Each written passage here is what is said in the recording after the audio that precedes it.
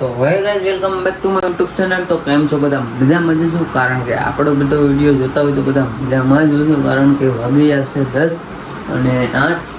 તો આપણે તમને ટાઈમ પણ બતાવી દઉં છું, તો કન્ટિન્યુ બ્લોગમાં રહેજો ગાઈસ, કારણ કે અત્યારે મારી પાસે ટાઈમ નહોતો ને તો પણ મેં આજે વિડીયો બ્લોગ બનાવવાની ઉતારવાની શક્યતા કરી છે અત્યારે. અને મારા મમ્મીએ મને અત્યારે પથારી કરી દીધી છે, તો અહીંયા મારી પથારી છે.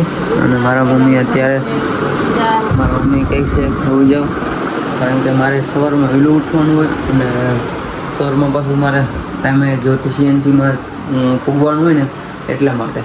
કારણ કે આપણો ટાઈમ છે કાયમીનો 12 વાગ્યાનો. 12 વાગે હું ડેઈલી સૂવું છું અને સવારમાં ડેઈલી 7 વાગે ડેઈલી ઉઠી જાઉં છું.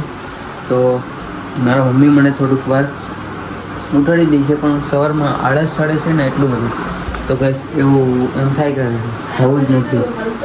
અને મારા મમ્મીને આપણે પૂછીએ કે તમે કેટલા વાગે ઉઠી જાવ છો, તો આપણે મમ્મી આન્સર આપશે. તો થોડી વાર આપણે મમ્મીને પૂછશું, મમ્મી તમે કેટલા વાગે ઉઠી જાવ છો? 5:30. હાથ કરી જાગી, પણ ભાઈ ઉઠતા નથી.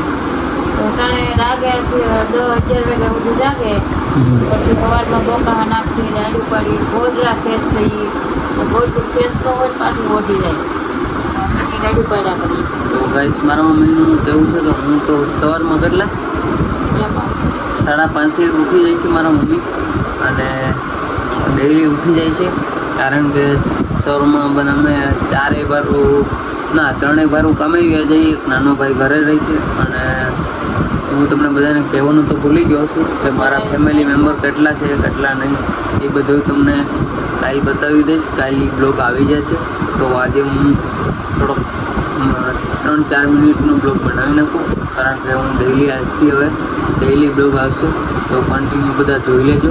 કારણ કે હવે મને આખું ખુલી ગઈ છે, તો આપણે ડેઈલી વિડીયો બનાવશું, તો કન્ટિન્યુ બધા રહેજો.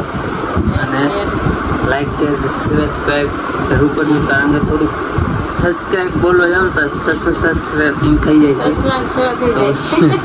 10 કા પદાય છે સબસ્ક્રાઈબ નથી આવડતું, સબસ્ક્રાઈબ આવડે, કારણ કે અમારા વાડીયાની કાંઈ ફસલા હતા ને સસલા બોલે છે. તમે જરાક કોમેન્ટ કરજો, લાઈક કરજો, શેર કરજો.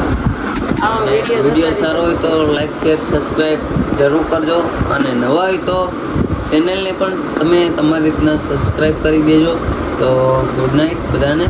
તો આટલો જ વિડીયો હતો, અને સારો લાગે ને તો લાઈક તો જરૂર કરજો ભાઈ. એક વાત બોલો, મારા મમ્મી કંઈક થોડુંક બોલવા માંગે છે, તો આપણે અને બોલાવશું. શું કહો છો તમે? સસલાનું બદલે અમે એમ કહેતા કે વાર્તા ભાગો ઢોર ખાતા છત્તીસ લાવતા છોકરાને સમજાવતા. સારું લાગે ને તો કોમેન્ટ કરજો. Okay, bye bye. બીજા તો ગાઈસ અમે બધા મારો બ્લોગ જોઈ લેજો, કારણ કે 2-3 મિનિટનો આવશે. તો ગુડ નાઇટ બધાને, અને સવારે પાછો આવે ત્યાં સવારે મળું તમને. તો ગાઈસ બાય બાય.